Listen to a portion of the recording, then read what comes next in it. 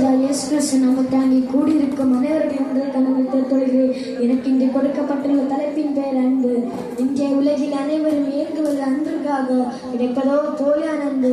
இந்த உலகம் தர அன்பு ஒரு நாள் நின்று போகும். ஆனால் நம் இயேசு தர அன்பு ஒரு நாள் மாறாது. எந்த சூழ்நிலைகளில் நம்மை விட்டு பிரிக்காத அன்பு நம் இயேசு நம்மை தைத்த அன்பு.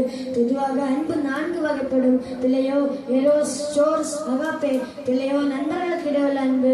நாம் நம்ம நண்பர்களுக்கு அன்பு செலுத்த வேண்டும். பிள்ளையோ ஆணிற்கு பெண்ணிற்கு இடையில அன்பு. சோர்ஸ் குடும்ப அன்பு. அகாப்பே தேவிக அன்பு. கணவர் அன்பு மனைவி என்பவர்கள் தனித்து போகும். பிள்ளையோ பிரிந்து போகும். தந்தையின் தாய் மறந்து போகும். இக்காலகட்டங்களில் குடும்பங்கள் பிரிந்து சிதற காரணம் அன்பில்லை. முதியோர் இல்லங்கள் பெருக காரணம் அன்பில்லை.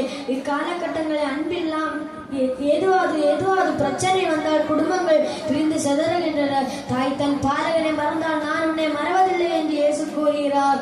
ஒருவன் தன் சிநேகனுக்காக உயிரை கொடுக்கலாம். அந்த உயிரை காட்டிலும் மேலான அன்பு நம் இயேசு நமக்காக கொடுத்திருக்கிறார். தேவன் தம்முடைய ஒரே பேரான குமாரனை விசுவாசிக்கிறவனோ அவன் கெட்டு போகாமல் நித்திய ஜீவன் அடையும்படிக்கு இவ்வளவா உலகத்தை அன்பு கூர்ந்தார். உன்னிடத்தில் நீ அன்பு கூறுவது போல பெண்ணிடத்தில் அன்பு கூறு என்று இயேசு நாயசாருக்கு கூறியிருக்கிறார். 10 கட்டளை 1ஆம் கட்டளை என்று கூறி அப்படியே வாழ்ந்து கட்டினார். பவுல் கொரிந்தியருக்கு எழுதும் ஒரு அதிகாரத்திலே அதுக்கென்று ஒதுக்கி வந்தார். அது முக்கியமானது. இன்றைய நாம் சகோதரர்களுக்கு அன்பு கூறும். இந்த உரையை முடித்து வைக்கிறேன். நன்றி, வணக்கம்.